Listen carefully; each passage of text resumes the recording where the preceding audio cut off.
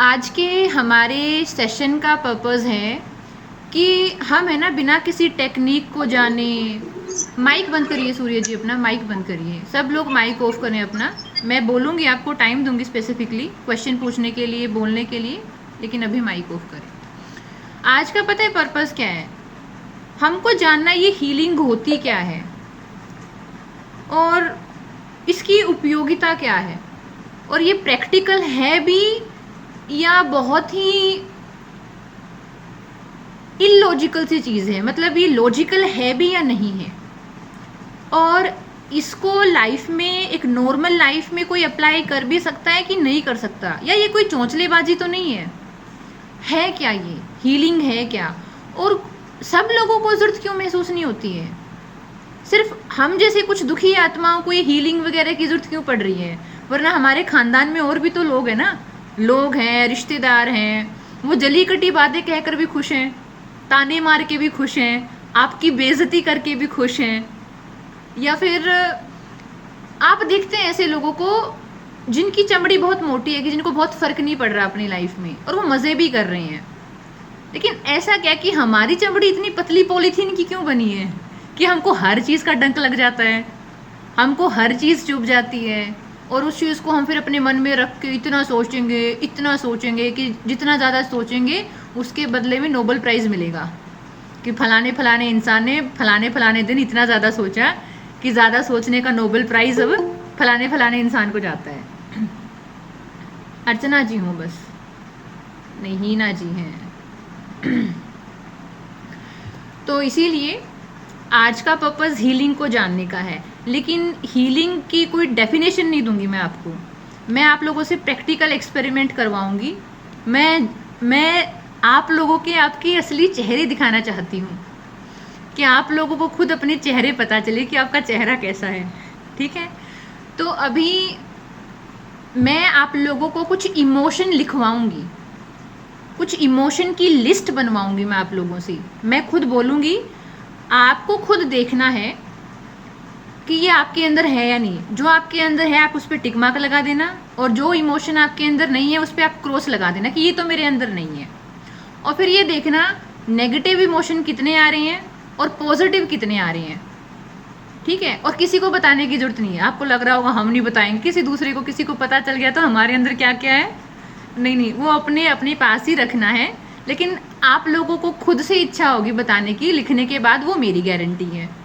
ठीक है, तो पहले मैं आप लोगों को नेगेटिव इमोशन लिखवाऊंगी।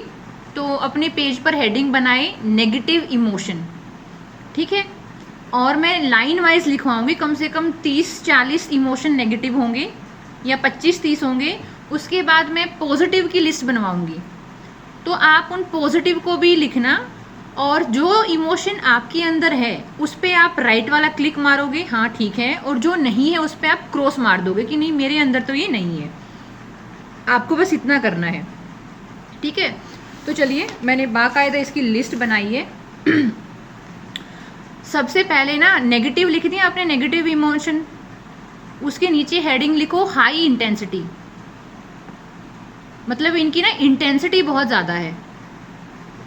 मतलब ये जब आपको फील होंगे ना, तो आपको अपने पूरे शरीर में ना ऐसा लगेगा कि टेम्परेचर आपका बढ़ गया है, दिमाग आपका ख़राब हो गया है, और आपको सुध नहीं है सही की और गलत की।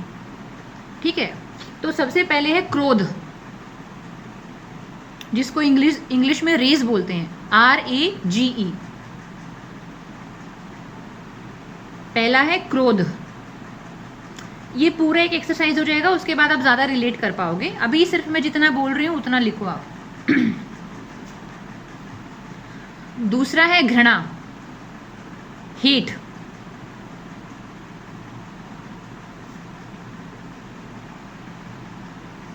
फिर नेक्स्ट है घबराहट, पैनिक। ऐसे बोलते हैं ना, पैनिक अटैक है किसी को। नेक्स्ट है निराशा। निराशा को इंग्लिश में डिस्पेयर बोलते हैं, DESPAIR, डिस्पेयर। उसके बाद है लाचारी, हेल्पलेसनेस,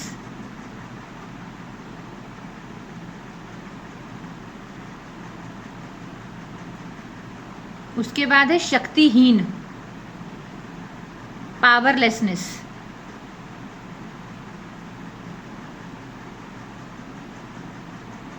उसके बाद है गहरी शर्म यानी डीप शेम, गहरी शर्म,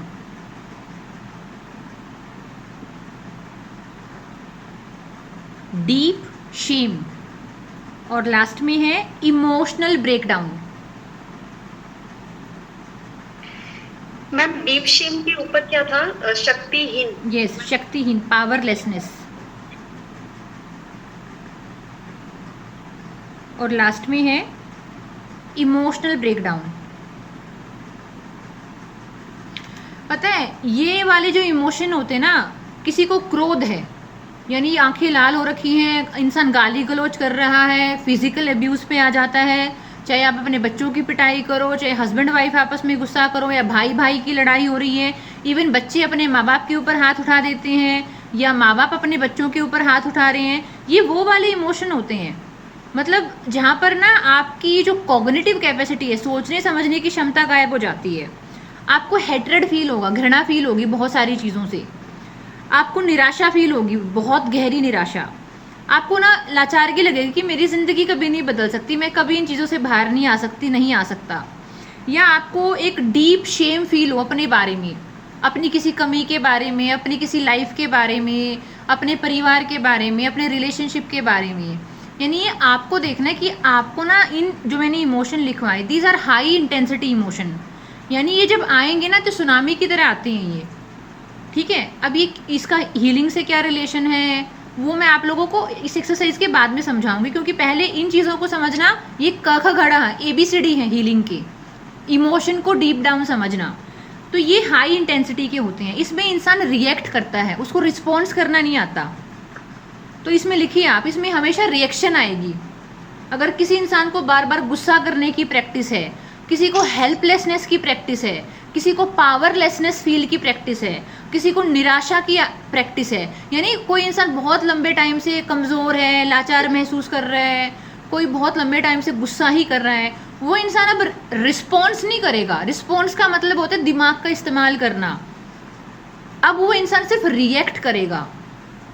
तो आपको ना अपने आसपास जब आप ध्यान से देखोगे तो ऐसे लोग दिखेंगे जो रिस्पॉन्स नहीं करते हैं, सीधा रिएक्ट करते हैं, ठीक है। तो हम उनकी इमोशनल स्टेट को देख रहे हैं कि उनकी भावनात्मक स्थिति कैसी है। जैसे कि हमने कई बार ना, जैसे कि कुछ लोग नए हैं, काफ़ी लोग नए हैं, कुछ पुराने लोग हैं, हमारी क्लास में एक बहुत प्यारी सी बच्ची है अक्षी, तो उसके पेरेंट्स के साथ ना बनती नहीं है, तो उसकी मदर ना कभी कभी गालियाँ दे देती हैं। अक्षी ये चाहती है मेरी मदर के साथ रिलेशन अच्छा हो जाए या मेरी मम्मी मेरे को प्यार करें, लेकिन शायद अक्षी को ये जानना ज़रूरी है कि उसकी मदर की इमोशनल स्टेट हाई इंटेंसिटी वाली नेगेटिव है, नॉर्मल नेगेटिव नहीं है, हाई इंटेंसिटी वाली नेगेटिव है कि गालियाँ देना, मारने पीटने की कोशिश करना, कोसना, मरने की बात बोलना, ठीक है।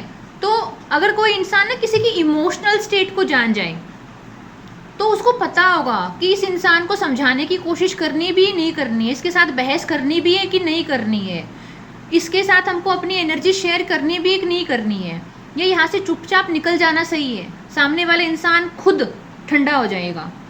तो वो कैसे पता चलेगा ना, जब आपको पता हो इन इमोशन के बारे में डीप डाउन कि नहीं, अगर कोई इंसान क्रोध में है, घृणा में है, निराशा में है, लाचारगी में है, गहरी शेम, डीप शेम में है, इमोशनल ब्रेकडाउन में आ गया, अब वो सिर्फ रिएक्ट करेगा, उसको समझाया नहीं जा सकता, ठीक है।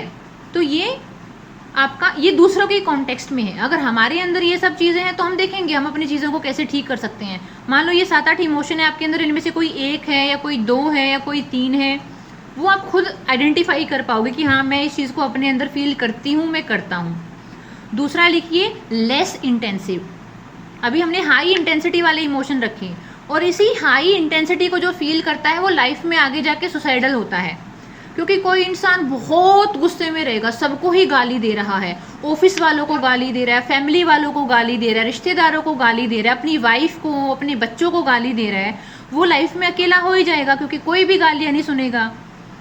तो जो इंसान जो लाइफ में अकेला फील करेगा वो कहीं ना कहीं बाद में जाके लाइफ में सुसाइडल होगा ही होगा। ठीक है, तो ये negative emotion with high intensity. अब हम देखेंगे माइल्ड इंटेंसिटी, बीच वाली इंटेंसिटी की। मैम गहरी शर्म के बाद कौन सा था? भावनात्मक टूटन, इमोशनल ब्रेकडाउन। जैसे कि ब्रेकअप होता है ना लोगों का, तो जब लोगों का ब्रेकअप होता है तो उनको कितना भी समझा लो, उनके आंसू बंद नहीं होते, क्योंकि उनका इमोशनल ब्रेकडाउन हुआ होता है उस टाइम पे। उनको ऐसा लग रहा होता है कि उनका बसा बसाया घर उजड़ गया। बेशक से उन्होंने ईंट पत्थर का घर नहीं बनाया हो, लेकिन उन्होंने इमोशनल इन्वेस्टमेंट इतना किया होता है ना, उनको लगता है कि भाई एक घर बनाया था जहाँ पे सुबह शाम कॉल हो रही थी, लाइफ आपस में शेयर हो रही थी, कहीं ना कहीं फ्यूचर के बारे में हम सोच रहे थे। तो जब ब्रेकअप होता है ना, तो इंसान को ऐसा ही लगता है कि कोई क्रेन आई और बनाया 3 मंजिल का घर तोड़ के चली गई। तो उस इंसान को महीना 2 महीना उस ब्रेक डाउन वाली फीलिंग रहती है। उसमें आप उसको कुछ भी समझा लो, उस इंसान को खुद नहीं पता होता कि वो 10 मिनट के बाद रोने लग जाए, अभी वो 5 मिनट तक ठीक था और अभी आधे घंटे में उसका ब्रेक डाउन हो जाए। तो these are high intensity. High intensity का मतलब है कि 400 की स्पीड पे कार चल रही है। ठीक है, ये हाई इंटेंसिटी है। अब आगे लिखिए, ये माइल्ड इंटेंसिटी के हैं, मतलब इनकी इंटेंसिटी ज़्यादा नहीं होती, ये बीच वाले होते हैं। इनका नाम लिखिए गुस्सा। ऊपर हमने क्रोध लिखा था, क्रोध हाई इंटेंसिटी है, गुस्सा मतलब कम इंटेंसिटी वाला, एंगर।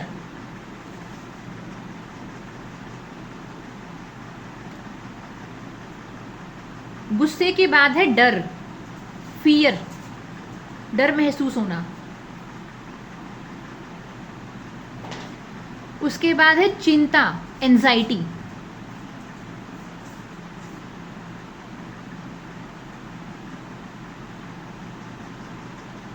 चिंता के बाद है अपराध बोध। अपराध बोध का मतलब होता है गिल्ट,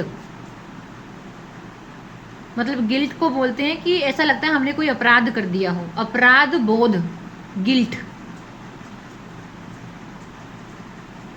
उसके बाद है जलन, जेलेसी।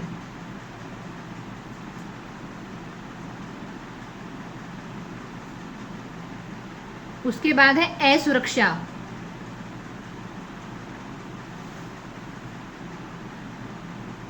इनसिक्योरिटी जिसको बोलते हैं।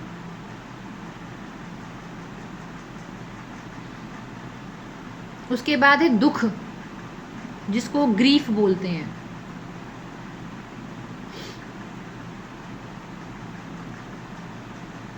उसके बाद है हताशा, फ्रस्ट्रेशन।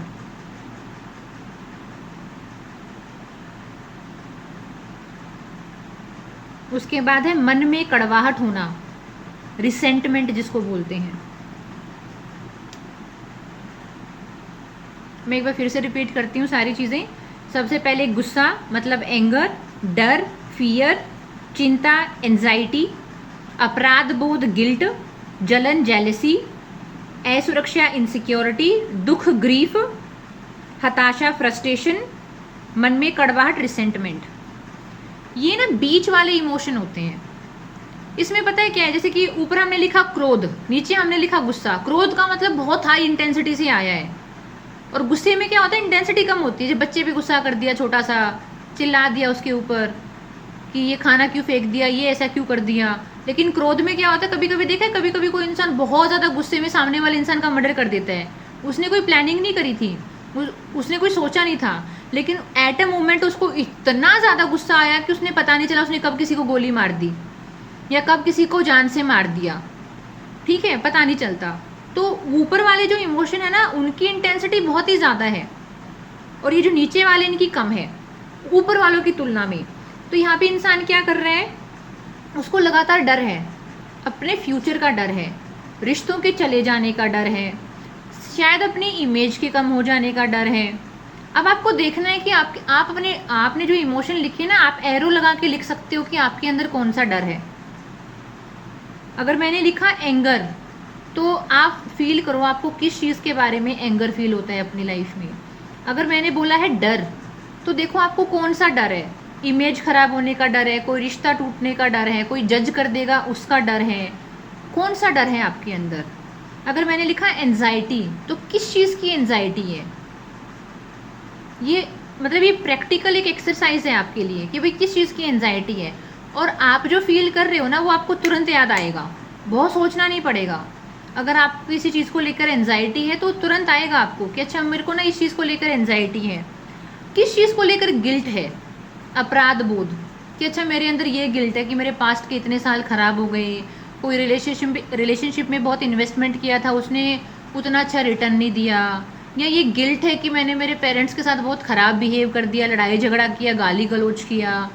यानी आपके अंदर किस चीज़ का गिल्ट है कि क्या शायद मुझे उस इंसान के पीछे इतना भागना नहीं चाहिए था, शायद किसी एक पर्टिकुलर रिलेशनशिप के लिए आपने और बहुत सारे रिश्तों को ताव पे रख दिया, या आपको इनसिक्योरिटी बहुत ज़्यादा है हर चीज़ को लेकर। अब आपने इनसिक्योरिटी वाले इमोशन को इतना प्रैक्टिस कर लिया है, जिस इमोशन को जितना प्रैक्टिस करोगे इतना वो स्ट्रॉन्ग बन जाएगा। इमोशन की खास बात क्या है? जिस इमोशन को जितना ज़्यादा फील करोगे वो इमोशन उतना ज़्यादा अपना स्पेस बना लेगा आपके अंदर। अगर किसी को आदत है इनसिक्योर फील करने की, और वो अगर बार बार इनसिक्योर फील कर रहा है, मतलब वो ट्रेनिंग कर रहा है, और जितनी उसकी ट्रेनिंग स्ट्रांग होगी उतना ही उस इमोशन को वो और फील करेगा। यानी वो इमोशन ना अपना पूरा साम्राज्य बसा लेगा आपके अंदर। अगर किसी इंसान को डर है ना, और उसने उस डर को बार बार प्रैक्टिस किया है, तो वो डर ने ना परमानेंट घर बना लिया उसके अंदर। किराए पे नहीं है, वो किराए वाले घर पे कब्जा करके परमानेंट कर लिया है। तो ये जो मैं इमोशन आपको बता रही हूँ, इन इमोशन की खास बात क्या है? अगर किसी ने गुस्से को, जलन को, इनसिक्योरिटी को जानबूझ के नहीं, जानबूझ के कोई प्रैक्टिस नहीं करता है। इतना बेवकूफ़ इंसान कोई नहीं होता कि कोई जानबूझ के बोलेगा कि अरे मैं डर प्रैक्टिस करूँगा। नहीं, कोई डर को फील नहीं करना चाहता, या कोई जानबूझ के ये नहीं बोलता कि अरे मैं तो कंपेयर वाली फीलिंग को अपने अंदर लेकर आऊँगा, या इमोशनल ब्रेकडाउन को लेकर आऊँगा। ये हमारे आसपास जो सिचुएशंस होती हैं, माहौल होते हैं, हमारे पेरेंट्स का हमारे साथ बिहेवियर कैसा है, हमारे घर परिवार का माहौल कैसा है, स्कूल में टीचर कैसे मिले, दोस्त कैसे मिले, ये इन सब चीज़ों का आपस में मिला जुला रूप है। मैं आप लोगों को क्वेश्चन पूछने का मौका स्पेसिफिकली दूंगी। अभी जो मैं आपको बता रही हूँ ना, आप सिर्फ उसको कैच करो, ठीक है? आपको क्वेश्चन पूछने का मौका बहुत आराम से मिलेगा। तो कहने का मतलब क्या है कि अब आप मार्क करो, मैं आपको 1 मिनट दे रही हूँ, आप देखो कि इस इमोशन में से कौन सा इमोशन आपके अंदर है, और वो इमोशन कैसे आपकी लाइफ का पार्ट बनता है। मान लो किसी को गिल्ट है, तो गिल्ट के सामने एरो लगा के दिखना कि यार मेरे अंदर ये वाला गिल्ट है। अपने साथ तो ईमानदार हो सकते हैं ना, क्योंकि ये जो प्रैक्टिस बुक है हमको किसी को दिखानी नहीं है। या अरे मेरे अंदर इनसिक्योरिटी है, तो अच्छा मेरे को इस चीज़ की इनसिक्योरिटी है। लॉजिकल और इलॉजिकल नहीं सोचना है कि ये सही है ये गलत है, जो है वो है।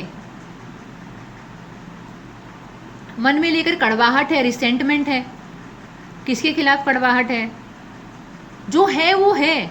यहाँ पर आपको ये नहीं सोचना है कि हाय मैं तो कितनी ख़राब इंसान हूँ, मेरे मन में मेरी सास को लेकर कड़वाहट है, या मेरे मन में मेरी पड़ोसन को लेकर कड़वाहट है, हाय मैं कितनी ख़राब इंसान हूँ। यहाँ पर हम मोरली राइट और मोरली रॉन्ग होने की कोशिश ही नहीं कर रहे हैं। यहाँ ठीक और गलत की बात ही नहीं है, यहाँ बात उस चीज़ की है जो है। तो जो आपके मन में है उसको एज इट इज़ कागज़ पे उतारना, क्योंकि ये कागज़ सिर्फ आपके पास रहेगा। गिविंग यू 1 मिनट, जो करना है वो आप करें, जो लिखना है वो लिखें, फिर अगले इमोशन लिखेंगे।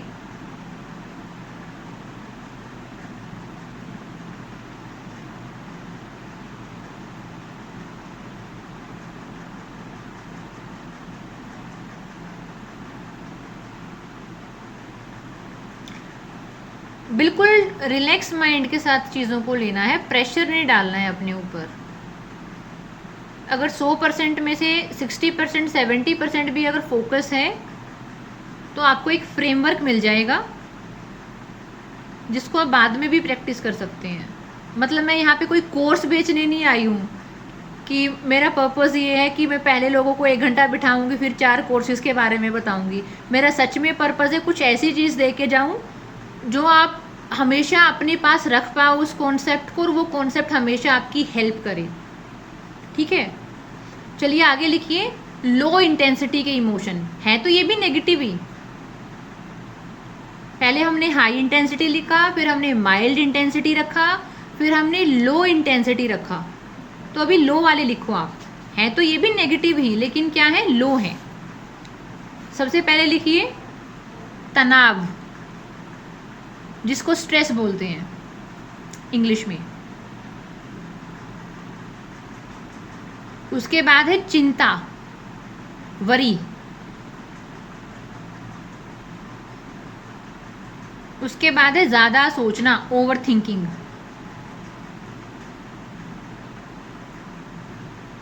उसके बाद है तुलना, कंपैरिजन। उसके बाद है संदेह, डाउट, सेल्फ डाउट होना। उसके बाद है भ्रम, भ्रम का मतलब होता है कंफ्यूजन होना, कि हर चीज को ही लेकर कंफ्यूज है इंसान। मैम ओवर थिंकिंग के बाद क्या है? ओवर थिंकिंग के बाद है रूपा जी तुलना, कंपैरिजन। और तुलना के बाद? तुलना के बाद है संदेह, डाउट करना।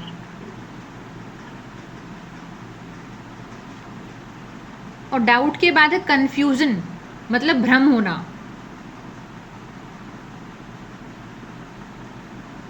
जिसको वहम भी बोल देते हैं कि तुमको तो हमेशा ही वहम रहता है चीज़ों का। आगे है डिसअपॉइंटमेंट, निराश होना।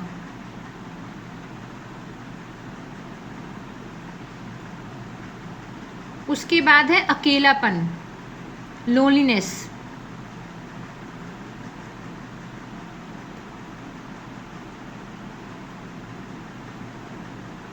उसके बाद है इमोशनल पेन, भावनात्मक दर्द, इमोशनल पेन। और लास्ट में है चिड़चिड़ापन, इरिटेशन।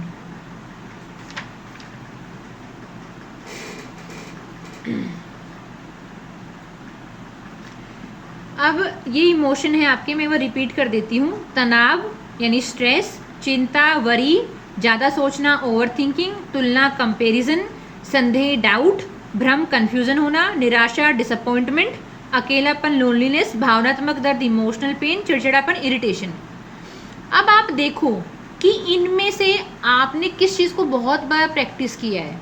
बार बार अगर स्ट्रेस लिया है, बहुत चिंता करी है, ओवर थिंकिंग करी है, डाउट रखा है, कन्फ्यूज़न रखा है, कुछ चीज़ों को लेकर बहुत डिसअपॉइंटमेंट है, अकेलेपन का भाव है क्या आपके अंदर, कोई इमोशनल पेन है क्या, कोई इरिटेशन है क्या, ये हम आपको स्कैन कर रहे हैं। जैसे कि जब आप हॉस्पिटल में जाते हो तो आपका एक्सरे होता है कि इसकी कोई हड्डी तो नहीं खिसक गई है, कोई हड्डी वड्डी टूट गई हो इसकी, तो उसमें हम उसका एक्सरे करते हैं, इसलिए हम आपका एक्सरे कर रहे हैं।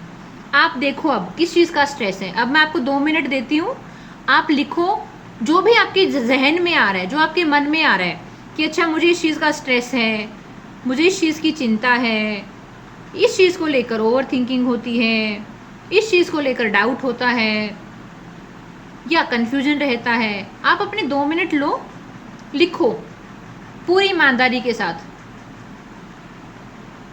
और कुछ याद नहीं आ रहा है तो परेशान नहीं होना है। आज याद नहीं आ रहा है, कल याद आ जाएगा। ये पूरा सब कुछ आपके पास ही रहेगा, जो आप नोट्स बना रहे होते हैं आपके पास ही रहेंगे। ठीक है, तो 2 मिनट दे रही हूँ मैं, ये आप इन चीज़ों को देखो और एरो लगा लगा के लिखो, रीज़न लिखो अपने।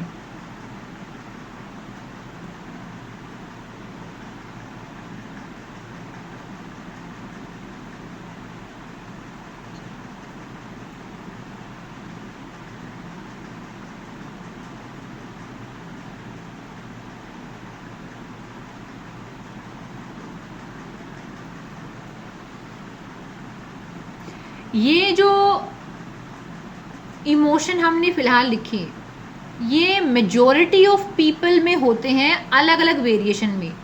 जैसे कि आजकल बोलना, अरे मैं स्ट्रेस में हूँ, स्ट्रेस में हूँ, ये तो बज़वर्ड बन गया है, सब लोग बोलते ही हैं। या मुझे चिंता है, या मुझे ओवर थिंकिंग है। मतलब मेरे पास जितने मैसेज आते हैं व्हाट्सएप पे या यूट्यूब की कम्युनिटी में, 99% ऑफ लोग बोलते हैं कि हमको ओवर थिंकिंग है, लेकिन कोई उसके रूट कोज तक जाता ही नहीं है। ओवर थिंकिंग है क्यों?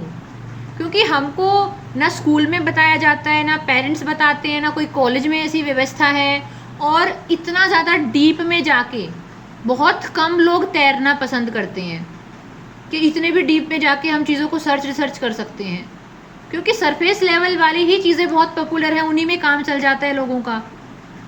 ठीक है, अब लास्ट कैटेगरी के रहते हैं वेरी लो इंटेंसिटी वाले मतलब इनके अंदर चार्ज कम है। जो हाई इंटेंसिटी वाले थे उनमें चार्ज, नेगेटिव चार्ज ज़्यादा था। जो फिर बीच वाले इमोशन थे उनमें नेगेटिव चार्ज थोड़ा कम था। फिर जो और मैंने ये लिखवाए अभी लोअर वाले, इनमें नेगेटिव चार्ज कम था। और अब जो आप लिखने वाले हो इनमें नेगेटिव चार्ज सबसे कम है। जैसे कि पहला है बोरियत फील होना, बोर्डम।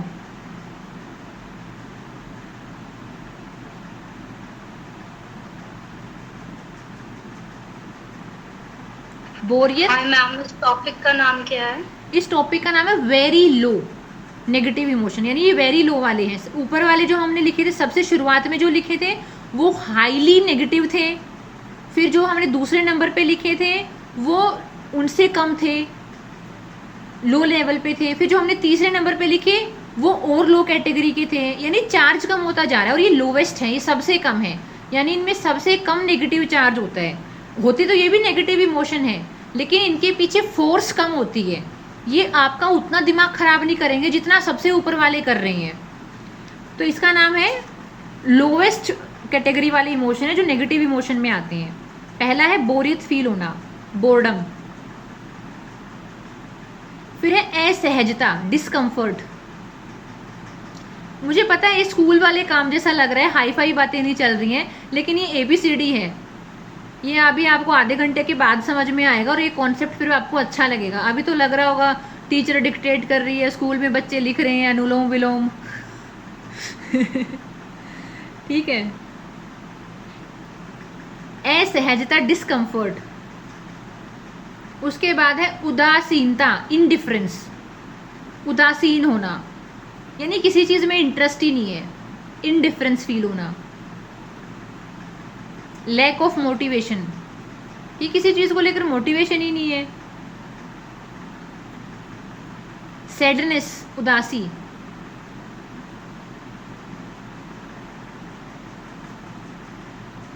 अनईजीनेस, बेचैनी।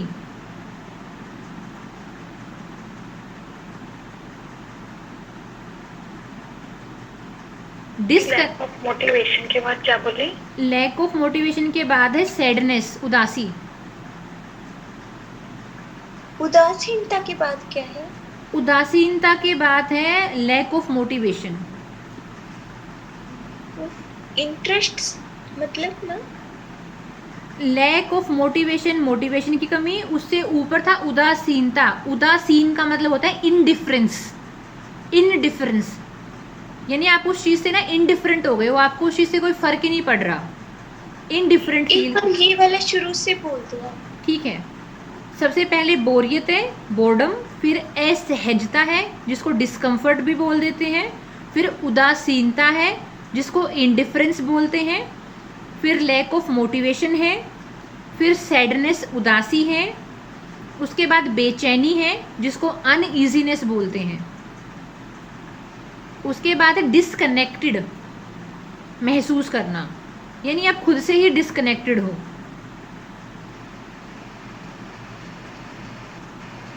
और सबसे लास्ट में है रेस्टलेसनेस, मतलब आप रेस्टलेस हो, मतलब बेचैनी जैसा ही कुछ है। आप पता है क्या है, ये हमने सबने फील किए हैं कि बोरियत हो रही है, मैं उदास नहीं हूँ, मतलब रीज़न नहीं है कोई उदास होने का, लेकिन बोरियत सी लग रही है, या सब कुछ है फिर भी लो फील हो रहा है। ये इनके पीछे चार्ज नहीं होता। ऐसा नहीं है कि आप बोर हो रहे हो तो किसी का सिर फोड़ दोगे, लेकिन ऊपर हमने देखा जो क्रोध आता है। आपने देखा ना, एक वर्ड यूज़ होता है कहीं पे भी, रोड के ऊपर एक्सीडेंट होता है तो एक वर्ड यूज़ होता है कि रोड रेज हुई। रोड रेज में किसी कार वाले ने कार से उतरकर बाइक वाले को मारा, या उसको गोली मार दी, या उसको एक्सीडेंट कर दिया। रोड रेज, रेज का मतलब है इतना ज़्यादा गुस्सा हो गया कि आपका अपना आपा कंट्रोल में ही नहीं रहा और आपने कुछ ऐसा कर दिया जिस पे आपको भी यकीन नहीं हो रहा है, ठीक है। तो देखो वहाँ पे क्या हो रहा है, एक्शन बहुत स्ट्रांग होते हैं, वो बहुत हाईली नेगेटिव चार्ज हैं। लेकिन यहाँ पे क्या है, सैडनेस, उदासी है कि पढ़े हैं ऐसी तकिए में मुंह देके, या फिर मोटिवेशन ही नहीं है पढ़ने का लिखने का। ऐसा नहीं है कि आपका, अगर आपको मोटिवेशन नहीं है तो आप किसी के साथ जाके लड़ोगे या किसी को गाली दोगे या किसी को मारपीट करोगे, नहीं। इसमें आपको नेगेटिविटी फील होगी लेकिन आपको ना उतना ज़्यादा चार्ज महसूस नहीं होगा। तो अब आप देखो, अब आप एरो लगाओ और देखो आपको बोरियत कहाँ फील होती है, या फिर आपको डिस्कम्फर्ट कहाँ फील होता है, या आपको इंडिफरेंस कहाँ लगता है, किन चीज़ों को लेकर मोटिवेशन नहीं है, किन चीज़ों को लेकर आपको बेचैनी महसूस होती है। अब आप लिखो ये, 2 मिनट का समय दे रही हूँ मैं आपको। मैम सैडनेस के बाद क्या बोलूं? सैडनेस के बाद अनईजीनेस, बेचैनी।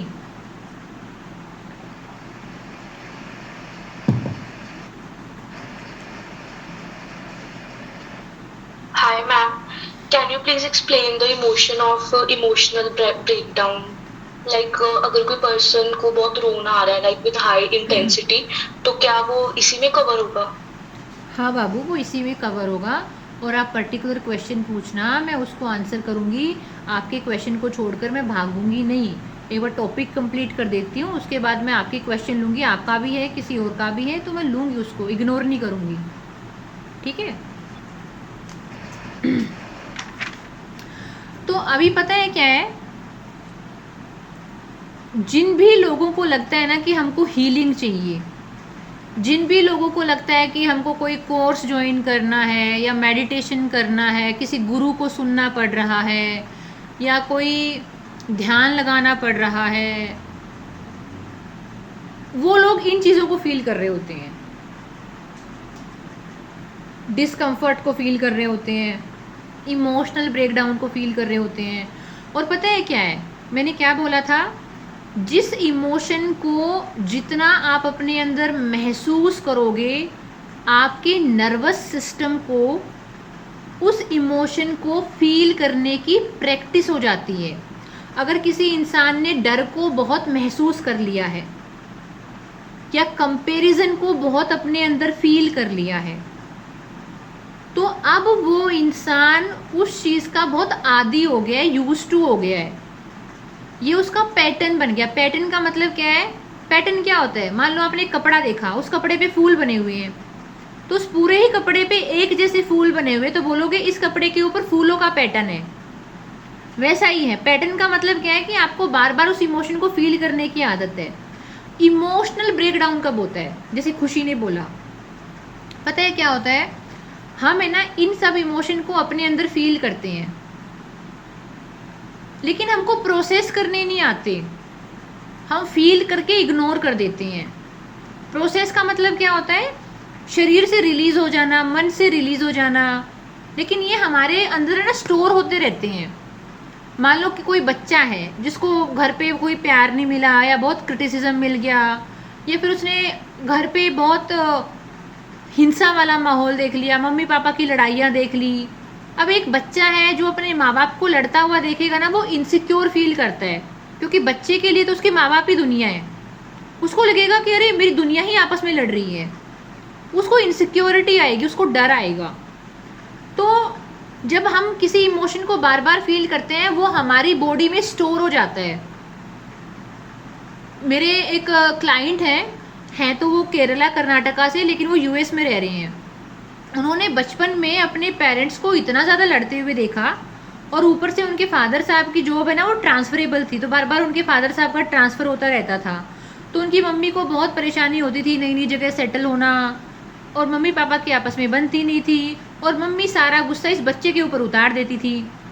अगर इसने स्कूल का होमवर्क नहीं किया, स्कूल में कोई शैतानी कर दी, या किसी टेस्ट में अच्छे मार्क्स नहीं आए तो इसकी मार कुटाई करना, बहुत पीटना। और इनके जो फादर साहब थे ना, वो कभी इनको बचाते नहीं थे कि अरे कोई बात नहीं, बच्चा है, मत मारो, गलती हो भी गई तो नहीं पढ़ेगा तो आगे पढ़ लेगा। तो इस बच्चे को बहुत इनसिक्योर फील होता था कि मेरे फादर साहब ने कभी मेरे को प्रोटेक्शन वाली फीलिंग ही नहीं दी, और मुझे सुबह सुबह हर 7 बजे 8 बजे डर लगता था कि पता नहीं मेरी मम्मी कब चिल्लाने लग जाएगी, क्योंकि जब भी मैं स्कूल के लिए रेडी होता था ना बचपन में, तो मेरी मम्मी चिल्लाने लग जाती थी, स्कूल की बुक कहाँ फेंक दी, जुराबें कहाँ फेंक दी। मेरी मदर बहुत इरिटेटेड रहती थी। तो ये बच्चा जब स्कूल जा रहा था, थ्रू आउट ही स्कूल, यानी पूरे जब उसका स्कूल चल रहा था, ये बच्चा एक ही इमोशन को फील करता था, डर, कि पता नहीं कब मम्मी चिल्ला दे या कब मम्मी मार दे। और पापा प्रोटेक्शन देते नहीं थे। पापा पता है क्या बोलते थे? पापा साइड में बुलाते थे और बोलते थे तू शैतानी क्यों करता है, मम्मी को परेशान मत किया कर। कहता मुझे डर लगने लग गया था जब मेरे पापा मेरे को ऐसे बुलाते थे। मेरे को लगता था मेरे को फिर मोरल लेसन देंगे, मेरे को फिर ज्ञान देंगे, मेरे को कभी प्रोटेक्ट तो करते नहीं है। तो इस बच्चे ने इतना उस डर को, प्रेशर को फील किया और कभी एक्सप्रेस करने का मौका मिला नहीं। Over a period of a time ना इस बच्चे के अंदर इरिटेशन और गुस्सा बढ़ता चला गया, और ये इरिटेशन, ये गुस्सा किसी के सामने एक्सप्रेस भी नहीं कर सकता, क्योंकि कोई सुनेगा नहीं। खुद के पेरेंट ही नहीं सुन रहे हैं तो कोई और क्यों सुनेगा, और किसी ने सुन भी लिया तो समझेगा कैसे कोई। ठीक है, अब ये आफ्टर 12th स्टैंडर्ड अपना यूएस चले गए, वहाँ पे अपनी आगे की पढ़ाई करी, फिर वहाँ पे जॉब भी अच्छी लगी, पैसा भी अच्छा कमाया, लेकिन वो इमोशन को जो अपने अंदर दबा के रखा हुआ था ना, वो कभी निकल ही नहीं पाया। वो हैवीनेस हमेशा फील होती थी। तो जो ये हैवीनेस फील होती थी ना, उसने एक पॉइंट के बाद ना उनके गले में दर्द करना शुरू कर दिया। मतलब वो खाना खा रहे होते थे या सो रहे होते थे, गले में ना जकड़न रहती थी। यूएस में हर जगह टेस्ट करवा लिया, इंडिया में हर जगह टेस्ट करवा लिए, कोई उनको बीमारी निकल के नहीं आई। बोले सब सारे फंक्शन नॉर्मल है। फिर उन्होंने अपनी अलग अलग हीलिंग प्रैक्टिसेस कंटिन्यू करी। वहाँ से उनको ये पता चला कि उनके इमोशन इतने ज़्यादा सप्रेस हो गए हैं, वो कभी खुल के अपना डर, अपनी एंजाइटी, अपनी टेंशन, अपनी भड़क किसी के साथ शेयर ही नहीं कर पाए। अकेले में ही चुपचाप रह गए, सप्रेस रह गए। कभी बताया ही नहीं कि मेरे को इतना दिक्कत है, इतना दर्द है, इतना पेन रहा है पुरानी चीज़ों की वजह से। Now he is 40 years old, लेकिन वो खुद बच्चा पैदा नहीं करना चाहते। कहते हैं I am afraid of being a father, मुझे डर लगता है कि मैं अपने बच्चे की पालन पोषण कैसे करूँगा, कहीं मेरी वजह से वो हर्ट ना हो जाए, क्योंकि मुझे पता है एक बच्चे को कैसा लगता है। तो किसी का ब्रेक डाउन पता है कब क्यों होता है? ब्रेक डाउन तब होता है जब उसकी सहने की क्षमता खत्म हो जाती है, बॉडी हैवी फील करना शुरू कर देती है, बॉडी पैनिक मोड में आ जाती है। तो अब क्या होगा, आपका जो ये पेन है, इमोशनल पेन है, वो फिजिकली मैनिफेस्ट होगा। फिजिकल मैनिफेस्ट का मतलब है आंसू। आंसू मतलब फिजिकल चीज़ होते हैं जिसको हम टच कर सकते हैं, यानी emotional pain converting into physical manifestation, यानी फिजिकली वो आंसुओं के रूप में आ रहा है कि बार बार रोने का मन कर रहा है, बार बार रोने का मन कर रहा है। क्योंकि अब साइकोलॉजिकली, इमोशनली, न्यूरोलॉजिकली, स्पिरिचुअली आप इतनी हैवी फील कर रहे हो कि आपकी बॉडी, आपकी आत्मा, आपका मन उस चीज़ को आपके ऊपर लेके चल ही नहीं सकता। अगर आप रोओगे नहीं तो आप सच में पागल हो जाओगे, शायद कोई नस फट जाएगी आपकी, क्योंकि इतना बर्डन है यहाँ पे। तो इसलिए रोने के बाद हल्का भी लगता है, स्ट्रेस हार्मोन रिलीज हो जाते हैं। लेकिन वो रोना ख़त्म क्यों नहीं होता है? क्योंकि आपका इश्यू सॉर्ट आउट नहीं हुआ है। वो अकेला जो अंदर वाला इंसान, उसने बहुत ज़्यादा सफ़र किया है। या अंदर वाला इंसान ना, उसको लगातार बेचैनी है, उसको सपोर्ट सिस्टम चाहिए, उसको वैक्यूम चाहिए ताकि वो अपनी चीज़ों को निकाल पाए, रिलीज़ कर पाए। और इस रिलीज़ वाले प्रोसेस को क्या बोलते हैं? इमोशनल रिलीज़ करना, प्रोसेसिंग करना। तो अगर कोई इंसान हीलिंग में जाता है तो हीलिंग में जाकर क्या सीखता है? वो अपने इमोशन को प्रोसेस करना सीखता है। हमने हमारे इमोशन को इग्नोर किया या हमने खुद को डिस्ट्रैक्ट कर लिया। मान लो आपको लो फील हो रहा है, लेकिन आपने अफर्मेशन कर ली, मैं एक शक्तिशाली आत्मा हूँ, मैं एक शक्तिशाली आत्मा हूँ, मैं एक पावरफुल आत्मा हूँ, मैं एक स्ट्रॉन्ग आत्मा हूँ। आपने अफर्मेशन कर लिया, आपने अपने आप को डिस्ट्रैक्ट किया है। आपके अंदर वाला इंसान जानता है कि आप स्ट्रॉन्ग नहीं हो। आपके अंदर वाले इंसान को तो पता है ना। आपने क्या किया? एक गंदी दीवार है जिसमें सीलन आ गई है, जो सड़ गई है, आपने बाहर से सिर्फ उसको पेंट मार दिया। तो आपको अपने इमोशन को ना तो सप्रेस करना है कि अपने इमोशन को दबा दिया कि अंदर आपको बहुत गुस्सा आ रहा है, बहुत चिढ़ आ रही है, लेकिन ऊपर से आप नॉर्मल होने की एक्टिंग कर रहे हो और बोल रहे हो कि अरे नहीं नहीं नहीं मुझे गुस्सा नहीं करना चाहिए, मुझे प्यार से बात करनी चाहिए, ऐसे तो रिश्ता ख़राब हो जाएगा, मैं गुस्सा करूँगी तो। जबकि अंदर ही अंदर बहुत गुस्सा आ रहा है आपको, लेकिन बाहर से आप एक्टिंग कर रहे हो। ठीक है, आपने क्या किया, इमोशन को सप्रेस कर दिया, या फिर आप अपनी इमोशन को इग्नोर कर दोगे कि नहीं नहीं नहीं ऐसा नहीं करना है, ऐसा नहीं करना है, या फिर आप अपने इमोशन को अपने आप को डिस्ट्रैक्ट कर दोगे कि अगर मुझे बहुत गंदा लग रहा है, बहुत हैवी फील हो रहा है, तो कोई मैं अफर्मेशन कर लूँ या कोई वीडियो देख लूँ। कोई भी यूट्यूब पे वीडियो देखते हो तो एक दिन अच्छा लगेगा, 2 दिन अच्छा लगेगा, फिर दोबारा से सारा सियापा शुरू हो जाता है। वो क्यों हो जाता है? इमोशन को प्रोसेस करना नहीं सीखा। आपने इमोशन को क्या किया, या तो दबा दिया, सप्रेस कर दिया, या इग्नोर कर दिया, या खुद को डिस्ट्रैक्ट कर दिया। और उसकी वजह से क्या होता है, वो जो आपके अंदर का बोझ है ना, वो कभी हटता ही नहीं है। तो हीलिंग का पर्पस होता है एक इंसान जो अपने इमोशन को प्रोसेस करना सीख जाए। ठीक है, अब पता है क्या है, बहुत सारे लोग ना हमारे हीलिंग सेशन में आते हैं, हमको 5 महीने हो गए अपना बैच चलाते हुए। पता है वो लोग क्या चाहते हैं, हम 10 दिन में ठीक फील करने लग जाएं, या हम 15 दिन में ठीक फील करने शुरू हो जाएं, या 1 महीने के कोर्स में तो वैसे तगड़े बिल्कुल बाहुबली बन के निकले। भाई तुमको 10 साल से आदत है लो फील करने की, तुमको पिछले 15 साल से आदत है गुस्सा करने की, रोने की, चिल्लाने की। तुम्हारा पैटर्न इतना पुराना है और तुम्हारे पैटर्न को तुम ही तोड़ सकते हो। हम तो सिर्फ अवेयरनेस दे सकते हैं, या आपको आपका शीशा दिखा सकते हैं, या रास्ता दिखा सकते हैं कि फलाने फलाने रास्ते पे जाओगे तो कुआं मिलेगा, वहाँ से बाल्टी लटका के पानी निकाल के पी लेना, प्यास बुझ जाएगी। हम पानी नहीं पिला सकते, आपको रास्ता दिखा सकते हैं। तो इसीलिए ये जो इमोशन आपने देखा, ये आप कभी भी अपनी लाइफ में जब भी आपको लो फील हो ना, आप एक्सरसाइज करो ये वाली बैठ के कि मेरे को अपने अंदर कौन सा इमोशन फील हो रहा है, किस रीज़न की वजह से फील हो रहा है, क्या मेरी किसी से लड़ाई हुई, क्या मुझे किसी से डर लग रहा है, क्या मुझे डर लग रहा है मेरी वैल्यू नहीं रहेगी, क्या मुझे डर लग रहा है लोग मुझे जज कर देंगे। मतलब आप देखो, आप अपने आप को स्कैन करो। हीलिंग की ज़रूरत इन लोगों को होती है जो बार बार इन चीज़ों को अपने अंदर बहुत फील करते हैं। 2-4% सबके अंदर होता है, मेरे अंदर भी होगा 2-4% किसी न किसी चीज़ को लेकर इनसिक्योरिटी होना। जैसे कि एक एग्जांपल देती हूँ मैं आपको, हमारा जो शरीर है ना, हमारा शरीर है, इसके अंदर बैक्टीरिया भी रहती हैं, इसके अंदर फंगस भी रहती है, हमारे शरीर के अंदर पैरासाइट भी रहती हैं। ठीक है, ये हमारे शरीर के अंदर वायरस भी रहता है। लेकिन हम बीमार कब होते हैं? बीमार जब होते हैं जब बैक्टीरिया की संख्या ज़रूरत से ज़्यादा बढ़ जाए, तो बोलेंगे इसको बैक्टीरियल इन्फेक्शन हो गया, टाइफाइड हो गया है, थ्रोट इन्फेक्शन हो गया है, या फेफड़ों का इन्फेक्शन हो गया है। वो बैक्टीरिया पहले से ही हमारे अंदर है, लेकिन क्योंकि हमारी इम्यूनिटी कमज़ोर हो गई, और इम्यूनिटी कमज़ोर होने की वजह से वो वाली बैक्टीरिया और ज़्यादा मजबूत हो गई और उन्होंने हमारे शरीर को बीमार कर दिया। वैसे ही ये इमोशन हर इंसान के अंदर होते हैं, गुस्सा होना, नाराज़गी होना, रिसेंटमेंट होना, डर लगना, एंजाइटी होना, ये सबके अंदर होते हैं। लेकिन अगर किसी इंसान में इनकी स्ट्रेंथ ज़्यादा हो जाए, किसी इंसान के अंदर इनकी इंटेंसिटी ज़्यादा हो जाए, तो उसको अपनी पूरी लाइफ बीमार लगने लगती है। मान लो किसी के अंदर बहुत ज़्यादा डर हो गया, किसी के अंदर बहुत ज़्यादा एंजाइटी हो गई, किसी के अंदर बहुत ज़्यादा गुस्सा हो गया। अब ये इमोशन है ना, इस इंसान की पूरी लाइफ को ड्राइव करेंगे। बच्चों पे गुस्सा निकल रहा है, ऑफिस में गुस्सा निकल रहा है, खानदान पे गुस्सा निकल रहा है, खुद पे गुस्सा निकल रहा है, पड़ोसियों से डर लग रहा है, रिश्तेदारों से डर लग रहा है, खुद के परिवार से डर लग रहा है।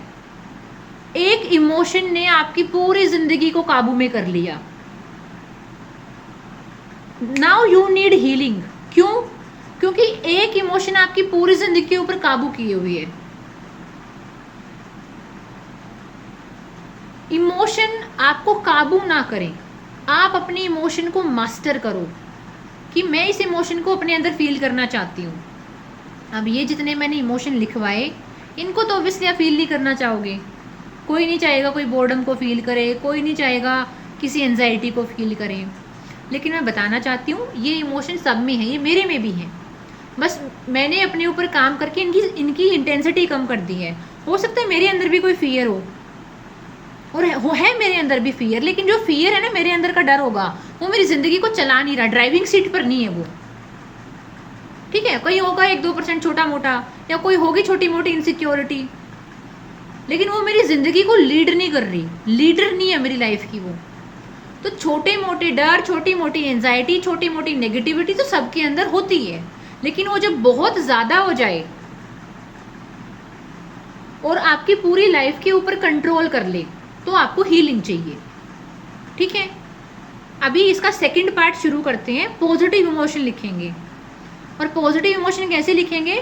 जब हीलिंग होगी ना, तो कौन से इमोशन सबसे पहले आएंगे, फिर उसके बाद कौन से इमोशन आएंगे, फिर उसके बाद कौन से इमोशन आएंगे, फिर सबसे लास्ट में कौन से इमोशन आएंगे। यानी हमने बिल्कुल नेगेटिव वाले इमोशन से शुरू किया था, अब नेगेटिव से करते करते करते करते ज़ीरो पे आ गए हैं। ये जो बोर्डम फील करना है, डिस्कम्फर्ट फील करना है, ये हल्का हल्का सा नेगेटिव या इक्वल टू ज़ीरो ही है। अब हम पॉजिटिव की तरफ बढ़ेंगे। जैसे कि एक स्केल होता है ना, स्कूल में एक स्केल होता है, -5 से शुरू किया, -5, -4, -3, -2, फिर 0 आया, फिर 1 2 3 4 आया। तो अब हम ये 1 2 3 4 वाले इमोशन करेंगे जो पॉजिटिव इमोशन होते हैं। पॉजिटिव इमोशन समझा दूंगी तो आपको हीलिंग का कॉन्सेप्ट ऐसे समझ में आ जाएगा, फिर आपको ये लॉजिकल चीज़ लगेगी, इसको प्रैक्टिस करना आसान लगेगा। आप इसको फील और आप खुद को देख पाओगे कि आप कौन से लेवल पे हो। कोई बाहर से इंसान की ज़रूरत ही नहीं है बताने की आपको। तो अब आप लिखिए पॉजिटिव इमोशन के बारे में, अगला पेज निकालिए।